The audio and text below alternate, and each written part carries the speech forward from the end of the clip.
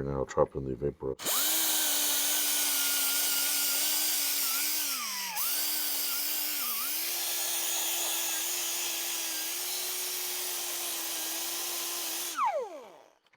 Do I really have to vapor rust?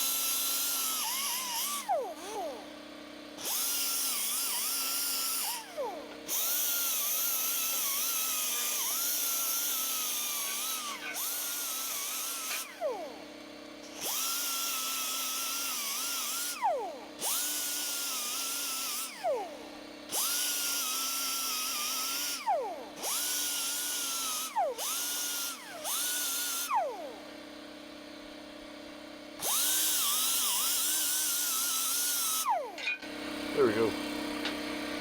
That should do it. Get this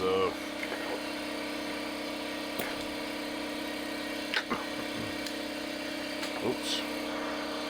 Alrighty. First, in the hibachi project, I cleaned off some of just the crud on here, these pieces for the handles and stuff, just to get the basic crud off. I don't know if the vapor rust eats through barbecue crud, but we're gonna find out. I probably should put this in the vapor rust too. Worst case scenario, I'll make a new one, but this looks, let's just say this $5 hibachi doesn't have like the greatest casting. I mean, look, this is not exactly perfectly squared. There's like crazy imperfections in it, which not a big deal. I mean, there's all kinds of lumps and bumps. What I'm gonna do though, when I put the legs back on, see, because this had 2 screws in it, and I guess they screwed it in from, I'm assuming they put the screws in. What I'm gonna do is put probably a wider bar on here, but I'm gonna put holes in the top so I can get to the screws. It's just easier. I have some flat bar I can bend. I probably have the same size too. Just makes sense, put flat bar in there.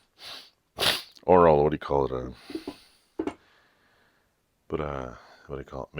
Fabricate a whole new base. And I know the block of wood's like this big, so I got the 2. I think these are original. They look like the original, because I mean, I'll make one a little longer, make it some hardwood. So this anyway is going to go in the vapor rust next. So stay tuned, and I'll do a separate video on the vapor rust.